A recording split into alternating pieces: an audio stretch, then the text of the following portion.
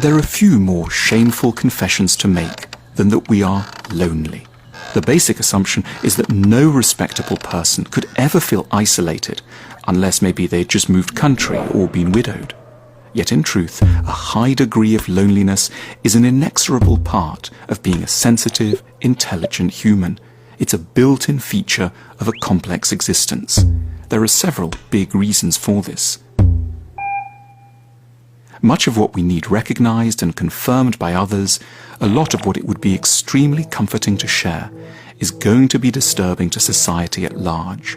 Many of the ideas in the recesses of our minds are too odd, contrary, subtle or alarming to be safely revealed to anyone else. We face a choice between honesty and acceptability, and, understandably, mostly choose the latter. It takes a lot of energy to listen to another person and enter sympathetically into their experiences. We shouldn't blame others for their failure to focus on who we are. They may want to meet us, but we should accept the energy with which they will keep the topic of their own lives at the center of the conversation. We must all die alone, which really means that our pain is for us alone to endure. Others can throw us words of encouragement, but in every life we are out on the ocean, drowning in the swell, and others, even the nice ones, are standing on the shore, waving cheerily. It's deeply unlikely that we will ever find someone on exactly the same page of the soul as us. We will long for utter congruity, but there will be constant dissonance because we appeared on the earth at different times, are the product of different families and experiences, and are just not made of quite the same fabric.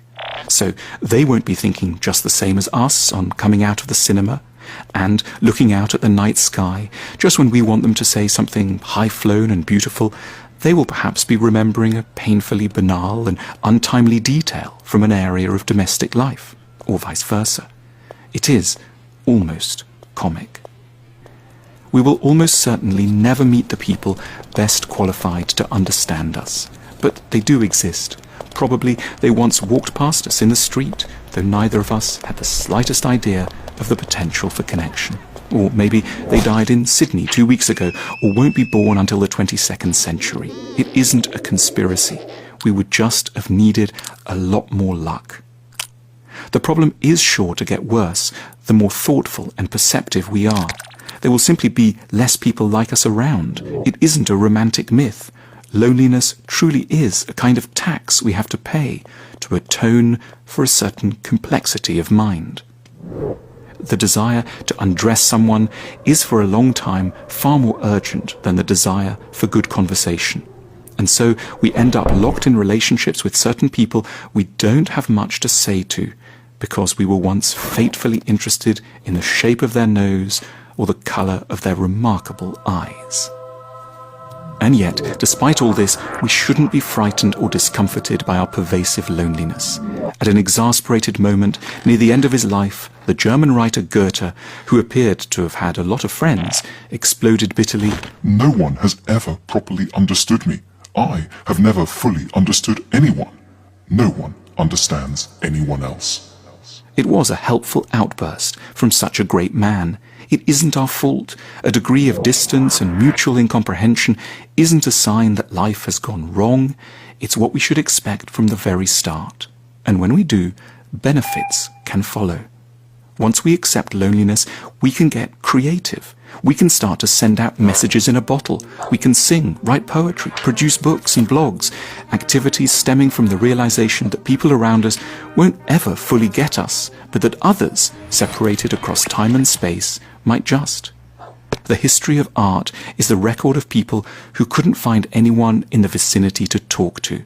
And we can take up the coded offer of intimacy in, say, the words of a Roman poet who died in 10 BC, or the lyrics of a singer who described just our blues in a recording from Nashville in 1963. Loneliness makes us more capable of true intimacy if ever better opportunities do come along. It heightens the conversations we have with ourselves. It gives us a character. We don't repeat what everyone else thinks. We develop a point of view. We might be isolated for now, but we'll be capable of far closer, more interesting bonds with anyone we do eventually locate. Loneliness renders us elegant and strangely alluring. It suggests there's more about us to understand than the normal patterns of social intercourse can accommodate, which is something we can take pride in. A sense of isolation truly is, as we suspect but usually prevent ourselves from feeling from fear of arrogance, a sign of depth. When we admit our loneliness, we are signing up to a club that includes the people we know from the paintings of Edward Hopper, the poems of Baudelaire, and the songs of Leonard Cohen. Lonely, we enter a long and grand tradition. We find ourselves, surprisingly, in great company. Enduring loneliness is almost invariably better than suffering the compromises of false community. Loneliness is simply a price we may have to pay for holding on to a sincere, ambitious view of what companionship must and could be.